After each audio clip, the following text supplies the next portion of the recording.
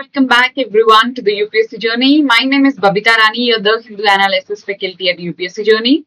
In today's session, we are going to cover the complete Hindu analysis for 12th of May 2026. This session is going to be very helpful for your upcoming UPSC journey. After the completion of this session, you can download the PDF of this session from a Telegram channel. The link is in the description box. We'll start with the first article, and the first article is regarding Supreme Court. So what is new? That Supreme Court has launched one chatbot named Susahai. So very important that Supreme Court launched one chatbot named Susahai.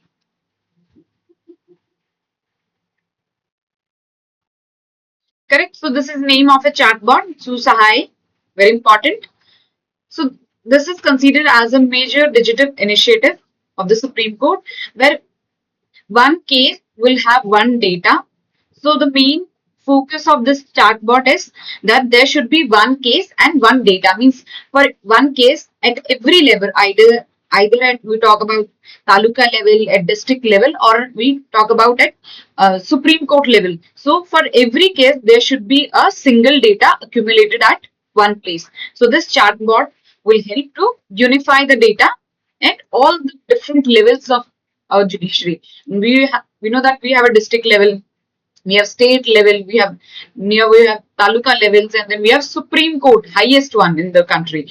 So this chatbot will help to have a unified data for a one case. There will be a one unified data, and by through this Susahai portal, the government or the Supreme Court will have ease to access the data. So this is all about this Susahai portal.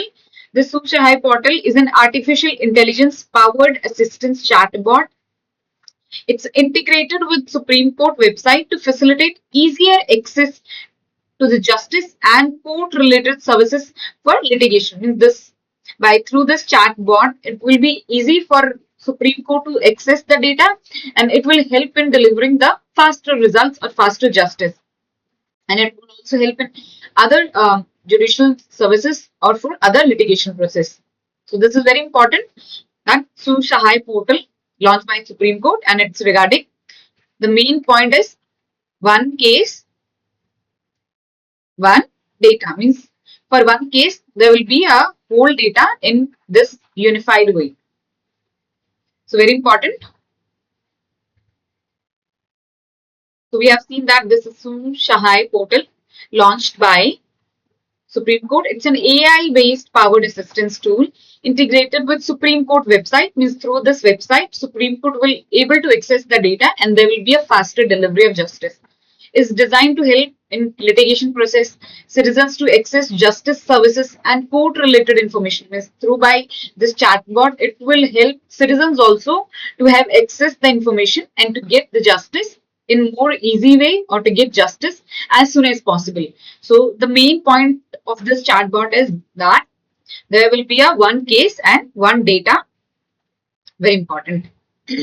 Is aimed to integrate judicial administration across all the levels. Means it will combine the data from all the levels or unify data from taluka's court to the Supreme Court, and it will create a unified and digital database for the better management, and there will be a more transparency. It will enhance efficiency of the Supreme Court. It will provide a more transparency and accessibility in case handlings. When there will be a more accessibility, there will be more transparency, and there will be more efficiency in solving the cases. This also reduce the delay. We also seen that there is a pendency of cases in our courts. So this will also help to reduce that pendency, and it will help to interconnected data flow across the different levels of the courts. So it will help to connect all the different levels of the courts to manage that data in a unified way. So very important. That is Susahai chatbot launched by Supreme Court for one case, one data.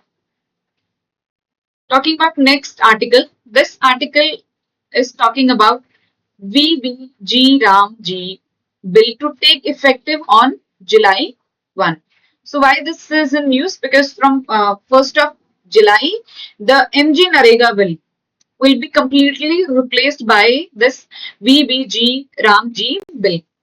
So this is bill is going to replace Mahatma Gandhi Rural Employment Guarantee Act 2005 by Viksit Bharat Guarantee for Rozgar and Ajivika Mission, that we call as VBG Ramji bill, will came into force from 1st of July. So this is one context that this bill is going to replace MG Narega bill. Now in this article it's mentioned that uh, although the government has given the guidelines to implement this bill, but how this bill is going to impact the economy, there are some loopholes. Like in this bill, there's a provision of blackout period. So people are saying that during the blackout period, it will going to hamper the most marginalized section, the section of the society who doesn't hold up a land of agricultural purpose. So in that time period, in this 60 days period, the farmers who actually not hold any piece of land will be forced to the most vulnerable section. Na? They will be like more affected in this situation. So in this, we are going to have this how this bill is going to generate a demand based approach, and how this bill is going to change the economy. The role of central and state government, like in previously in MG Narega bill, the total contribution was from the central government, means there was no contribution or there was no support from the state. The whole fiscal burden was on the central government, but now there's a shift between the sharing of the fiscal amount, or I will say there's a share of between center and state regarding the budget of this bill. So this is whole context of the article. First of all, we know that the government has announced that from 1st of July 2026, a new bill, that is VBG Ramji bill scheme, will replace Mahatma Gandhi National Rural Employment Guarantee Act 2005. So this is whole context of the news. It will replace MG Narega. All notification and guidelines under MG Narega will stand repeal. Means all the notification, all the tools, guidelines will be replaced by this VBG Ramji bill under Act of Amendment from 1st of July. So this VBG Ram bill, first is that it's going to be produce a demand-based approach to the rural employment. Like previously, it was mentioned that if there is also not a demand in the rural, if there's no demand of rural employment, then the government is also liable to pay 100 days work. But this VBG Ram will introduce a fake point that there will be a demand based approach. When there is a demand, then there will be a work of 125 days. So this is going to have a demand based approach or demand based work in the rural employment. The fiscal design means the allocation of budget, or the fiscal allocation is going to be half divide between center and state in the ratio of 60:40, means center is going to bear the 60% cost and the state is going to have 40% of the cost of this whole scheme. So previously, the central government was fully responsible for the implementation or for the fiscal design. Means there was no contribution from the state, but now there's an equal, or I would say a split between center and state of 60:40 ratio. But the government has not clarifying the objective parameter of formulating the budget allocation to the state. But now this article is raising a question that okay, the government has changed this split between center and state, but government has not clarify any objective of changing this budget allocation between center and state. So this is one question that at least state should have given a clear, point of view. They should have provide some clarification on the points that why this allocation is done, why there is a 60:40 ratio allocation, when the previously it was totally handled by the central government. So this is one question. The key points of the scheme, that the scheme promises guarantee rural employment, but it adhered to the stricter KYC verification means if any person is going to register under this VBG Ramji bill, then there will be a proper KYC verification process to avoid or to delete the scenarios where we found that there's a duplication of the workers, there will be a leakage of the fiscal. So to remove this kind of scenarios to avoid in the future, there will be a stricter KYC verification. So that there will be no vague verification. So then there will be no any person who is not into the work. So there will be a stricter KYC verification for the beneficiary. And as we think that in the previously MG Narega bill, the 100 days were allocated, but in this the government has increased from 100 days to 125 days of work, guaranteed work under this scheme. As we know that there will going to be a stricter KYC verification, so this will going to have it like a digital verification, because we will have a digital data of all the employees, all the beneficiaries who are registered under the scheme, and there will be a better policy framework according to this digital data. So this will help in digital verification of the actual beneficiaries. Then there will be a skill oriented work. Like in the previously, it was only a unskilled manual labor work. Like in MG Narega, we have seen that there is only a unskilled labor or manual work, but this has increased like its limit to the productive or skill based activities. Like in MG Narega, there was only a unskilled manual labor work, but now this increased to the productive or skill based activities. Next, like we'll see a difference between both the act, that how it's going to replace this act and what are the key changes in both acts. Second, it's going to be aligned with agriculture sector. Like its state can pre-notify, like it's a provision that for 60 days in a whole year, there during the peak season of sowing and harvesting, when work will not be undertaken, means there will be a time frame of 60 days in a whole year when there will be a no work, so that agriculture sector can be prioritized during the peak season of sowing and harvesting. So this is very important that there will be a 60 days blackout period under this VBG Ramji bill. If we look into the like legal guarantee, this act like 2025 act provides a demand based employment and not a fixed days. This is fixed that we are going to have a 125 days, but there should also have a demand based employment, where earlier it was 100 days unskilled manual work. Means for this you don't need any kind of skill, you just have to do a manual work. And but this MG like VBG Ram will introduce a productive and skill based activities. Previously the funding was 100% in by central government, but now there's a split of 60 by 40 between center and state. Work type, the previous in act in 2025, in 2005, the activities were wholly manual labor like digging, pond, rural assets, while in recent amendment, BBG bill, it's skill-based activities, livelihood-oriented and modernized activities. Means they have more scope of activities, like they're going to have more productive, more skillful-based activities. In this verification process, like you will have a simple job card and there will be a social audits, but there was no mandatory KYC verification, means we are lacking with digital data, where this VBG RAM will have mandatory KYC and digital monitoring of all the beneficiaries, so that we have the correct data of the beneficiary, and accordingly there will be a fiscal allocation, there will be a budget allocation for the scheme. Seasonal, like previously it was available all around the year, means there was no blackout period. But in this, there will be a blackout period during peak agriculture season. When there will be a peak agriculture time of sowing and harvesting of the crops, then there will be a 60 days blackout period.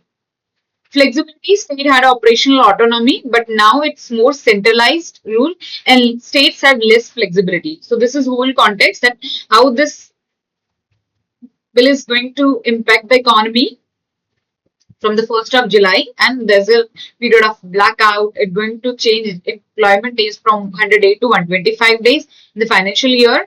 And same, Like there will be a split of 60/40 ratio between the center and state. So these are key highlights of this article.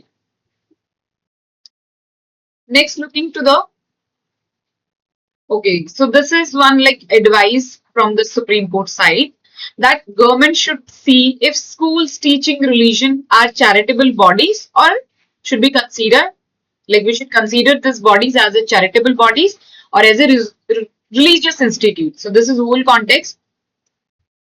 If you look in this, Supreme Court has left it to the government. Means Supreme Court has not given any judgment. It provided one advice or it left to the government to decide that whether the schools teaching religion should be classified as a charitable institute, means we should classify them as a charitable institute, or we should consider them as a secular professional institutes, because there is a fine line between charitable institute or religious institute or the institutes which are secular or professional in nature.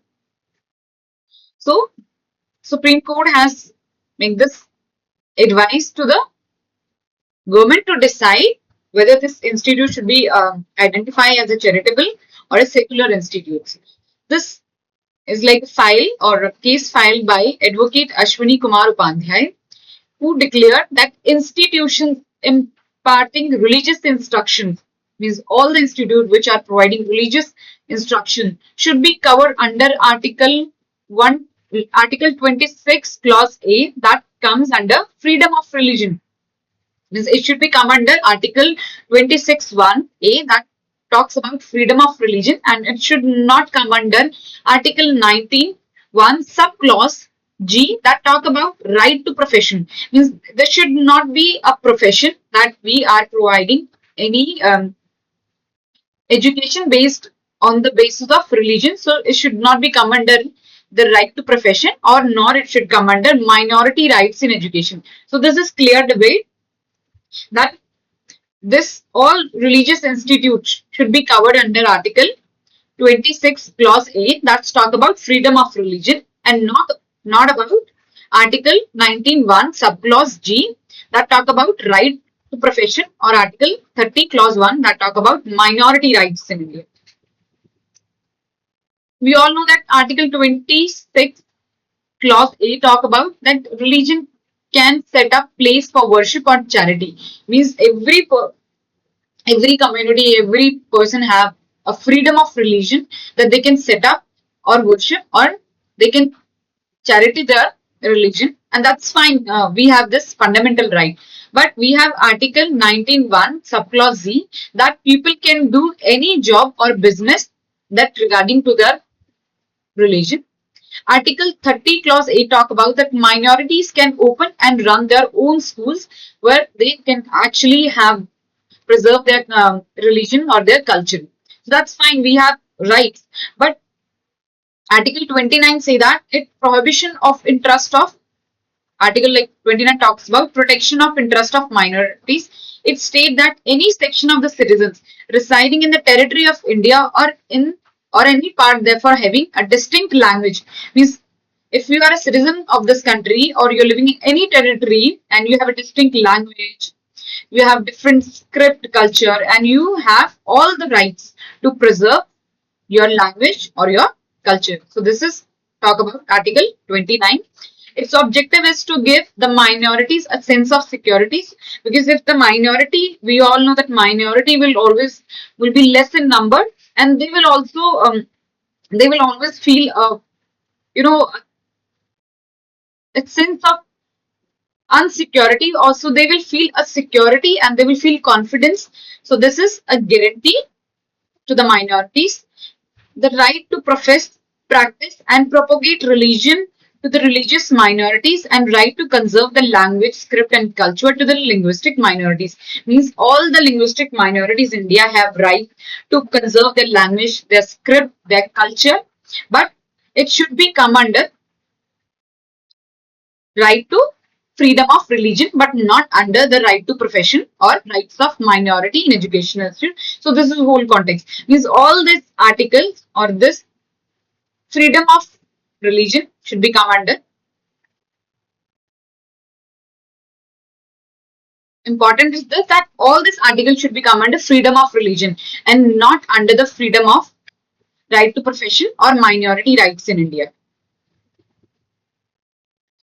Talking about next article, we have all have seen in news that a PMA has addressed where he has shown some like necessary step to be taken so that there will be a fiscal balance in the economy, but at the same time notified that India has sufficient stock of fuel and commodities. Government at the same time, like that was addressed by PM, but at the same time the government notified that India has sufficient stock and there is no need to panic. According to the Ministry of Defense, so it was defined that India has recent have 60 days of crude oil reserve. We have 60 days of natural gas reserve and 45 days of LPG stocks. So there will be a uninterrupted supply across the country and there's no need to panic. At the same time, government encourage people to use public transportation, opt for the carpooling, reduce unnecessary foreign travel and promoting domestic tourism to avoid unnecessarily purchase of gold. At the same time, Prime Minister also appealed farmer to reduce chemical fertilizers use by 50% because India is one of the most top produce or top importer of fertilizers and pesticides. So if we have to balance this fiscal deficit, we have to balance the economy. There's immediate need to reduce the import of this fertilizers. So we have seen that government has assured that there is a sufficient stock of fuel and essential commodities despite global conflict. And we all know that there's a Iran, Iran, US say ongoing war. But despite having this war, India has sufficient stock of all the commodities. The government has assured citizens the country has sufficient stock of 60 days of crude oil reserve. We have 60 days of natural gas reserve and we have 45 days of LPG rolling stock. So there will be a uninterrupted supply. So no need to panic or no need to worry. It's just a way forwarding or just a message to preserve in the future time. Foreign exchange reserve. We have a strong foreign exchange reserve of amount $703 billion, ensuring economic stability. There's no panic of buying. Citizens advise against unnecessary hoarding of fuel or commodities. Means also advise that there will be a no need of unnecessary hoarding. Hoarding means unnecessarily storing the commodities because you have realized that these stocks are going to be exhaust and there will be no stocks in the market. So there will be no need of hoarding of fuel and other commodities. There will be an uninterrupted supply from the government side. There's a clear message for the household. The appeal is that there's a need to have a carpooling, use of public transport and reduce of consumption and increase behavioral audacity means we should have a change in behavior or a change in daily habits for the household. For the farmers, advise that it urged to cut chemical fertilizers used by 50% and adopt natural farming because India is one of the top importer of chemical fertilizer. So we need to cut this chemical fertilizer use by 50% and there's a need to shift the farming towards natural farming. Promoting solar powered irrigation pumps means there's need to have a backup energy.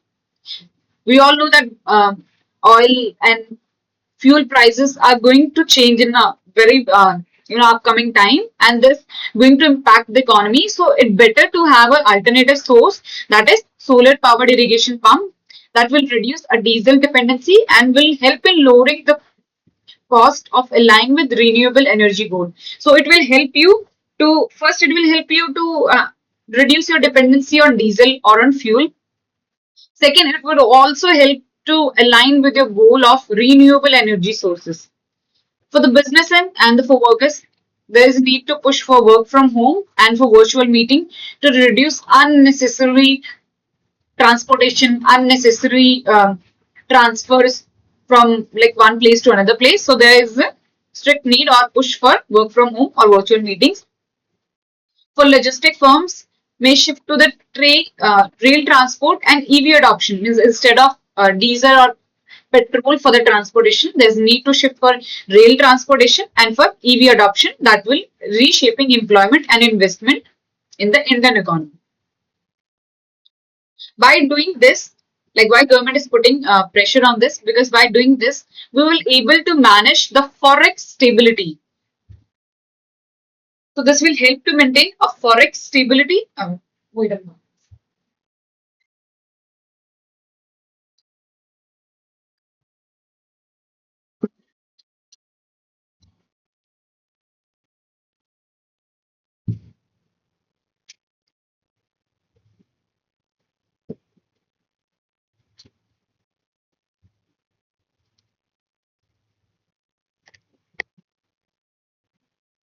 Okay, so by doing this, we'll able to manage our forex stability, because by discouraging foreign travel, we'll keep the money within the country and there will be a forex stability.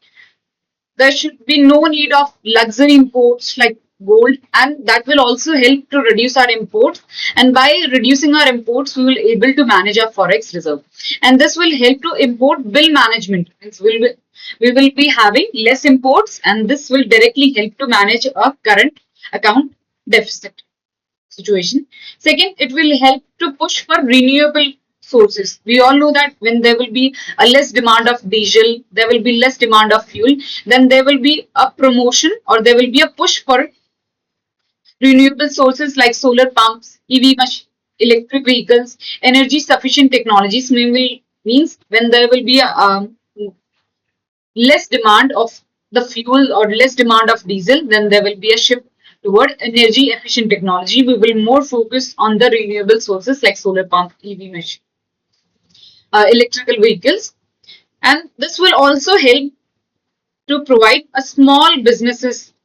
Means by doing this, we'll promote a domestic tourism, a promotion of channels, spending into local economy, because by reducing our import, we will more invest in our Indian economy, and that will help in the local economy to boost the sectors like hospitality, retail, transport sector. So this is going to help in the circular economy.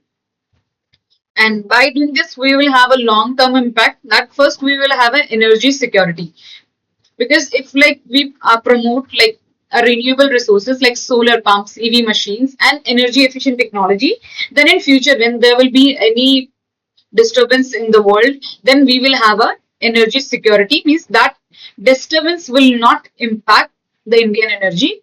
So we need to have a diversification into renewable strengths, like more resilience against global oil shocks. So we need to have a diversification of energy in terms of renewable sources, so we can easily observe this kind of shocks in future also. We need to have a economic resilience. Means we should have a conservation measures to reduce fiscal strain. Means there should be less import and there will be a more money supply in the economy, so that local economy, so the domestic market will run in a better way.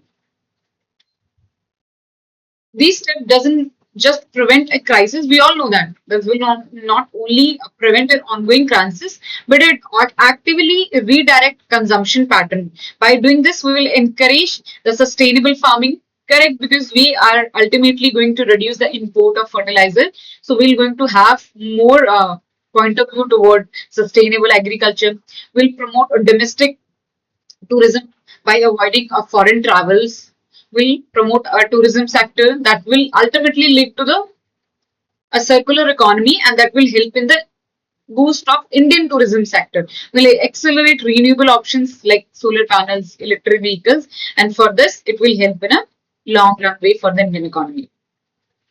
So this is about how we need to change our daily habits, how much stock we have, and how this changes will help to have a long run and have a forex stability, have renewable resources, and will have a more stability when there will be a global crisis. Talking about next article that talk about a new phase in India-Vietnam strategic partnership. Like yesterday, we have seen a strategic partnership between India and South Korea, and today's article is about like the strategic partnership between India and Vietnam, how they are engaging with each other for the extraction of critical minerals and emerging technologies. How this the trade has between both the countries increased like about $16 billion, and how it's going to be expected to increase about 25 billion by 2023. So this whole article is about the strategic partnership between both the countries in the India Pacific Ocean. So India and Vietnam share a long-standing historical and cultural relationship, and it's strengthened by a common colonial experience. Like India and Vietnam both have experienced that colonial era, and after post independence, we have a feeling of solidarity. First, we have a defense corporation. In 2023, there was a transfer of INS Kirpan that marks a milestone in naval cooperation. Like in 2023, there was a transfer of INS Kirpan, very important, that marked a naval cooperation with both the countries.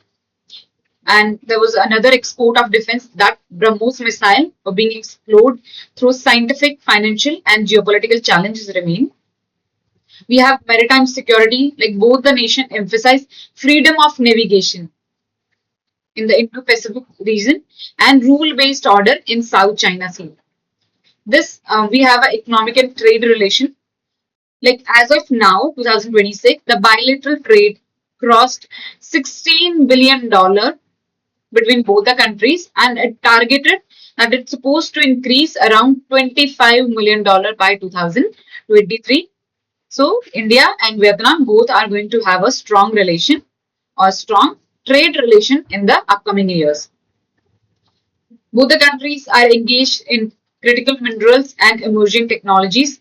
The expansion into cooperation on rare earth metals, semiconductors, and digital technologies to reduce supply chain vulnerability. Means both the countries are working together for the critical minerals, for engaging technologies like semiconductors and for technology sector, so that they can reduce the vulnerability of supply chain. There will be a less dependency from the other market or from the other world in case of supply chain. Like both the countries have linkage with ASEAN group, although India is not part of this ASEAN group.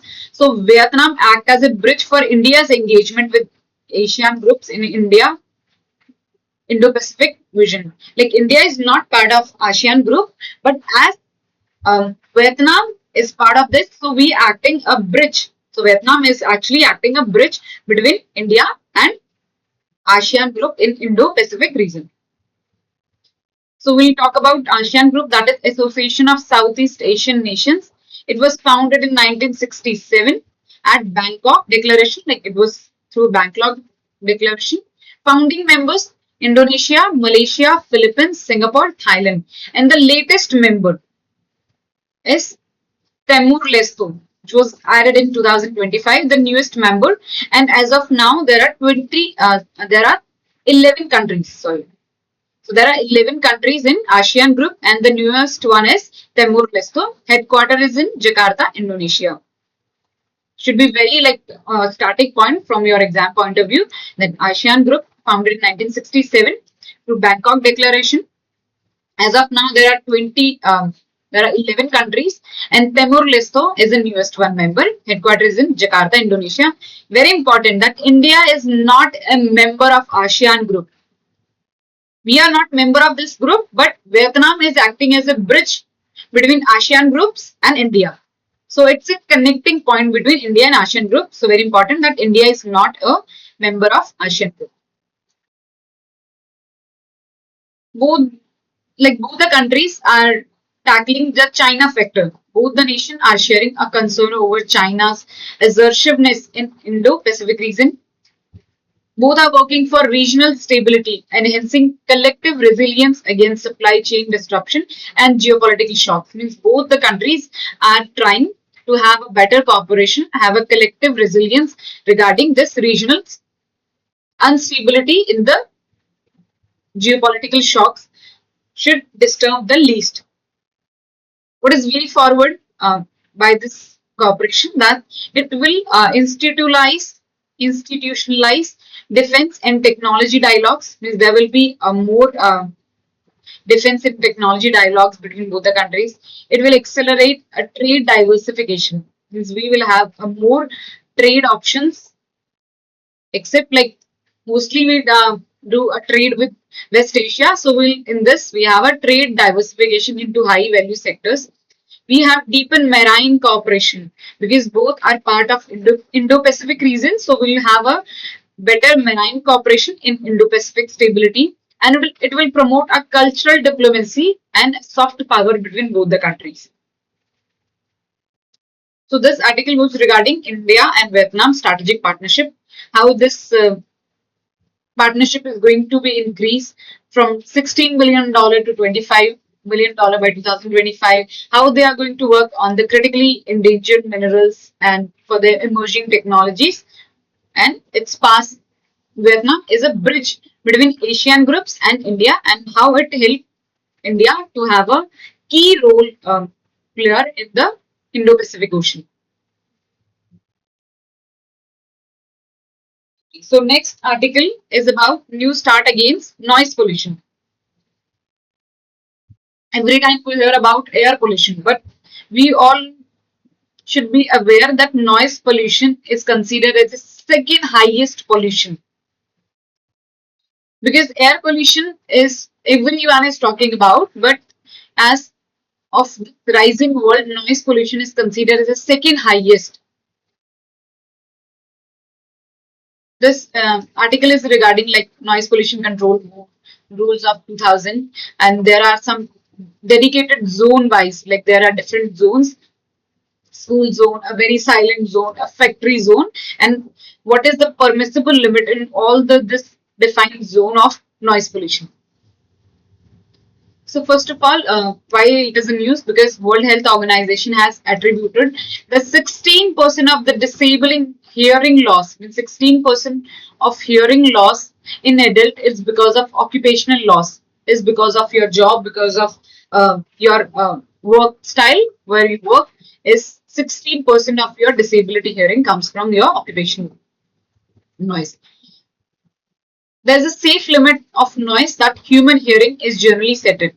According to WHO, like 70 decibel is more than like 70 decibel is harmful if it continue to expose for a very long time period. But in generally, we have limit of 85 decibel, that exposure beyond this level can cause a hearing damage if sustained. Like more than 85 decibel, decibel is a unit of measuring noise pollution. So it can be asked like decibel is a measuring unit of noise. So 85, more than 85 decibel can be a very damaging if it's sustained in a very long run. And according to WHO guideline, like more than 70 decibel is harmful if it is like for a very long time. And if sudden burst above 120 decibel can cause a immediate damage, means more than 120 decibel can cause a immediate damage and can cause a lifelong hearing disability. Second, like according to Indian rules, that about Noise Pollution Regulation Act is 2000, in which the limit for residential area is 55 decibel in day and 45 decibel in night. For residential area, limit is for industrial areas, limit is 75 decibel in daytime and 70 decibel in nighttime. And in complete silence zone, like zones where near hospitals, schools, sport, the limit is 40 decibel in daytime. For 50 decibel in daytime and 40 decibel in nighttime. So, according to this Noise Pollution Regulation Act, we have defined zones like industrial zone, commercial zone, residential zone, and complete silence zone near hospitals, schools, and port, where 50 decibel in daytime and 40 decibel in nighttime is a loud limit. So we have Noise Pollution Regulation and Control Rule 2000 were framed under the Environment Protection Act of 1986. Means these rules or regulations are framed from the Environment Protection Act of 1986 to regulate and control noise level in India, and there are defined zone like industrial zone, commercial, residential, and silent zone, and there's a different decibel limit for each of this zone. The European Environment Agency ranked noise as the second largest environment cause. So after air pollution, noise pollution is ranked as the second largest environment cause of disability adjusted life years lost in European, behind only air pollution. I mean, this is the second largest environment um, issue that is causing disability, that is causing hearing loss in the adults. State government can permit a nighttime loudspeaker use between 10 p.m. and midnight to festival occasion for up to 15 days a year. However, public events, like we have seen the regular public events, which routinely exceed decibel limit within the permitted hours, and the sound system often plonked in residential lanes and almost sometimes even outside hospitals and in silent zone. So it's a very alarming concern that although we have rules and guidelines, but these are hardly implemented. However, in public events, we all know that this is not followed properly.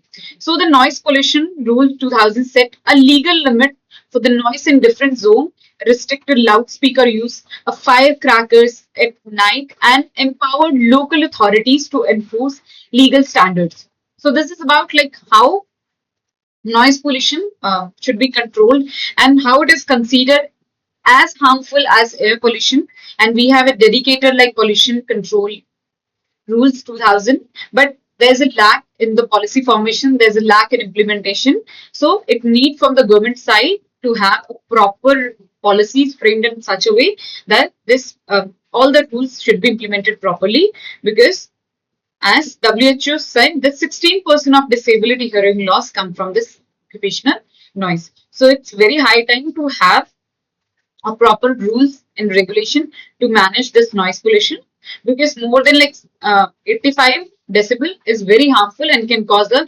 permanent hearing loss in adults. So this is about today's article.